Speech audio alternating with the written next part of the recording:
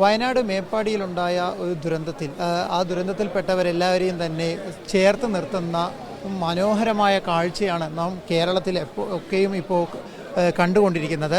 ഞാനിപ്പോൾ നിൽക്കുന്നത് മേപ്പാടിയിലെ ദുരിതാശ്വാസ ക്യാമ്പിലാണ്. ഇവിടെ വണ്ടൂരിൽ നിന്നുള്ള ഒരു ചെങ്ങായിസ് കൂട്ടായ്മ അവർ നടത്തുന്ന ഒരു സൽക്കർമ്മം അല്ലെങ്കിൽ അവർ ചെയ്യുന്ന ഒരു ദുരിതാശ്വാസ പ്രവർത്തനമാണ് നിങ്ങൾ ഈ കാണുന്നത്.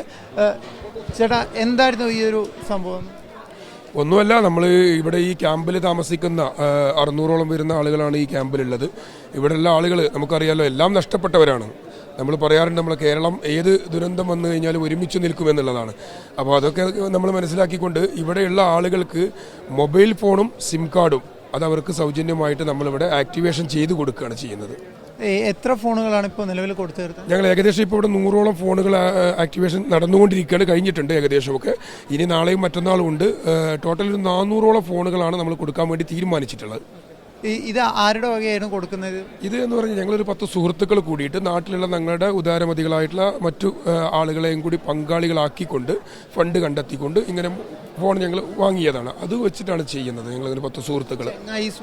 ഒരു ചെങ്ങായിസ് വണ്ടൂർ എന്ന് പറഞ്ഞാൽ ഞങ്ങൾ സുഹൃത്തുക്കളുടെ ഒരു കൂട്ടായ്മയാണ്, അതങ്ങനെ ഒരു പേരിട്ടതാണ്. അപ്പം ഇതാണ് ഇവർ ചെയ്യുന്ന ഒരു സൽപ്രവൃത്തി. ഈ ദുരിതാശ്വാസ ക്യാമ്പിൽ വന്നിട്ടുള്ള ദുരന്തത്തിൽ അകപ്പെട്ടു പോയ ആളുകൾക്ക് അവർക്കൊക്കെയും തന്നെ നമ്മൾ ഭക്ഷണവും വസ്ത്രങ്ങളും തന്നെ ഒരു വശത്ത് കൊടുക്കുന്നുണ്ട്. അതുപോലെ തന്നെ ഇവർക്ക് പ്രധാനപ്പെട്ട ഒരു കാര്യം കൂടിയാണ് മൊബൈൽ ഫോണുകൾ. അപ്പം ഇവരുമായി ബന്ധപ്പെട്ട ആളുകൾ വിളിക്കുമ്പോൾ ഇവരെ കോൺടാക്ട് ചെയ്യാനോ അല്ലെങ്കിൽ മറ്റുള്ളവരെ വിവരം അറിയിക്കാനോ മാർഗങ്ങളില്ല. അപ്പം അവർക്കായാണ് ഇവർ ഈ സഹായം നൽകുന്നത്. നിബിൻ രാജിനോടൊപ്പം റമീസ് മുഹമ്മദ്, കൈരളി ന്യൂസ്, വയനാട്.